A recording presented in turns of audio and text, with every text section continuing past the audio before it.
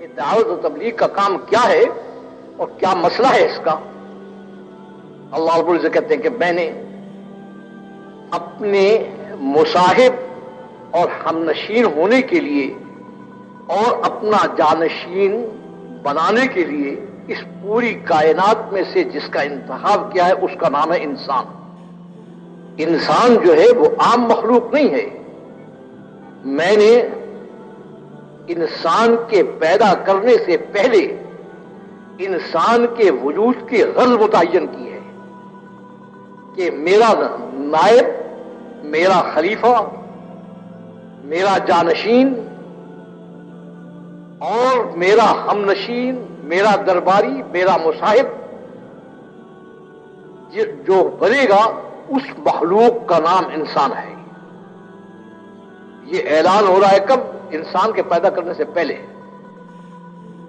انسان ابھی بنا نہیں ہے، پہلے سے اہتمام کے ساتھ اس کی زمین پیدا کی، آسمان پیدا کیا، فرشتے پیدا کیے، جنات پیدا کیے، سمندر پیدا کیے، کسی کے متعلق اعلان نہیں کیا کہ میں یہ کر رہا ہوں یہ کر رہا ہوں۔ انسان کی عظمت اس پر ہے کہ اس نے اس کے پیدا کرنے سے پہلے یہ اعلان کیا کہ میں ایک ایسی عظیم مخلوق پیدا کر رہا ہوں، ہے مخلوق ہی وہ، لیکن میں اس کو پیدا کر رہا ہوں۔ فرشتوں کو بھی بات سمجھ نہیں آئی، قرآن میں ہے کہ ادھر ادھر کی بات میں نہیں کر رہا، اللہ سے بحث کر رہے ہیں، فرشتوں کو بات سمجھ میں نہیں آئی۔ ما کان لی من علم بالملأ الاعلی اذ یختصمون، وہاں بحث ہو رہی تھی۔ بحث اس پر تھی کہ آپ اس کو کہہ رہے ہیں کہ میں ایسی مخلوق بنا رہا ہوں، یہ انسان ایسی مخلوق ہے جو میری نائب بھی ہوگی اور میری ہمنشین بھی ہوگی، میری درباری بھی ہوگی۔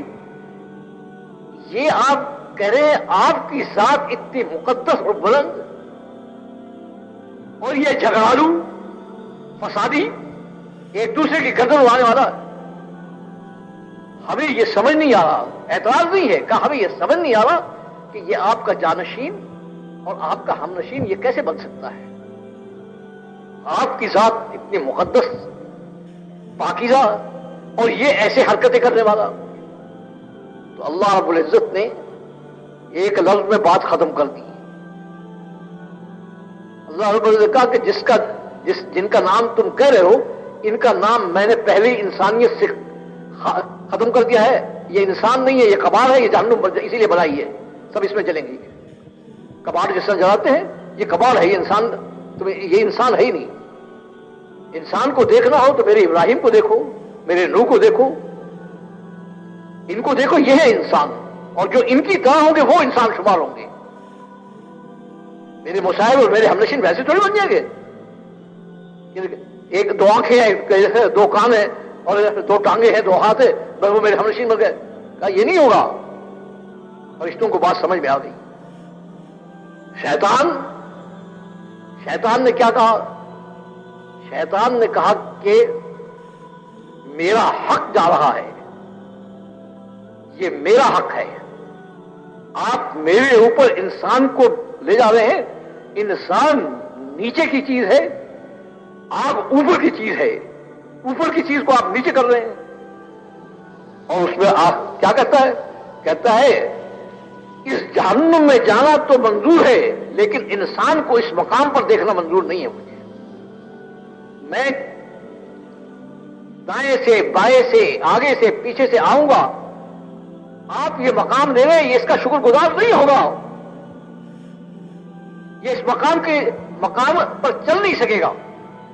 تو جب اس نے یہ بات کہی کہ میں اس کو ادھر سے کھینچوں گا، تو اللہ تعالیٰ نے اس پر یہ بات بتائی کہ میں ان میں سے ایسے بندوں کا انتخاب کروں گا جو ان کو جا کر انسانی زندگی سکھائیں گے، بتائیں گے اور انسانی زندگی کی حقیقت سمجھائیں گے۔ میں سارا اس کا انتظام کروں گا۔ یہ دعوتی نظام اور تبلیغی نظام یہ چیز ہے کہ یہ انسان اس دنیا میں آ کر اپنی غرض پیدائش کو بھی بھول گیا اور اپنی زندگی کو بھی بھول گیا. اس کی زندگی جو ہے وہ خلافتی زندگی ہے، نیابتی زندگی ہے. اب کسی کا نائب ہو کر چلے اس کے خلاف تو اس کا نائب کیسے بن سکتا ہے وہ؟ اس لیے جب انسان انسانی زندگی کو چھوڑ کر شیطانی زندگی اپناتا ہے، اس کو شیطانی زندگی سے انسانی زندگی کی طرف لانے کا جو نظام ہے، اس نظام کو دعوت و تبلیغ کہتے ہیں.